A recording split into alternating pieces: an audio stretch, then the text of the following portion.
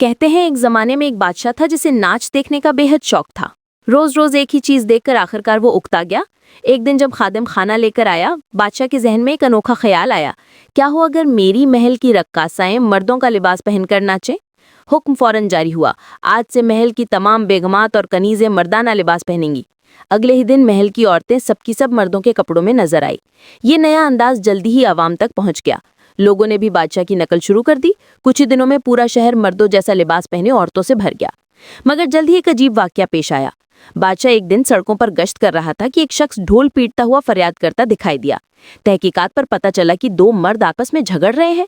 एक बोला, जहां पना उसने मुझ पर हाथ उठाया, कपड़े भी फाड़ डाले। बादशाह ने गुस्से में आकर दूसरे शख्स को कोड़े मारने का हुक्म दे दिया।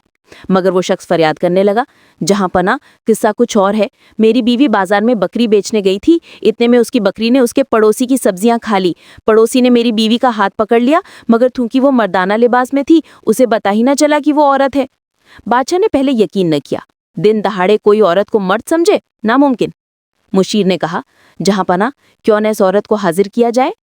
जब औरत अदालत में पेश हुई तो बादशाह भी धोखा खा गया। कहाँ है तुम्हारी बीवी? जहां पना यही मेरी बीवी है। औरत ने रोते हुए कहा, हुजूर ये सब आपके हुक्म का नतीजा है। महल की देखा देखी हम आम औरतों ने भी मर्दों का लिबास पहनना शुरू कर दिया। बादशाह हंसने लगा। वाकई ये सब तो लिबास का कमाल है। फिर उसने नया हुक्म जारी किया कि अब से सिर्फ महल की औरतें मर्दाना लिबास पहन सकती हैं, आम औरतें नहीं। हुक्म शहर में फैल गया। लोगों ने चहमगोइयां शुरू कर दी। एक बूढ़े ने कहा, बादशाह तो खुद दोगली बात करता है, खुद कुछ अवाम के लिए कुछ। ये बात सिपाहियों ने सुन ली और फौरन बादशाह तक पहुंचा दी। बादशाह गुस्से से लाल हो गया। गिरफ्तार करो उसे, गुस्ताखी की है। उसी लम्हे बूढ़े का बंदर उछलकर एक वजीर के कंधे पर जा बैठा। उसकी टोपी उतारकर खुद पहन ली और उछल कूद शुरू कर दी। ये मंजर देखकर बादशाह इतना बिगड़ा कि गुस्से से बेहोश हो गया। चंद दिन बाद जब अफाका हुआ तो वही बंदर और बूढ़ा बादशाह के सामने पेश हुए। बूढ़े ने कहा, जहां पना असल मसला ये है कि ऊपर कुछ और नीचे कुछ और।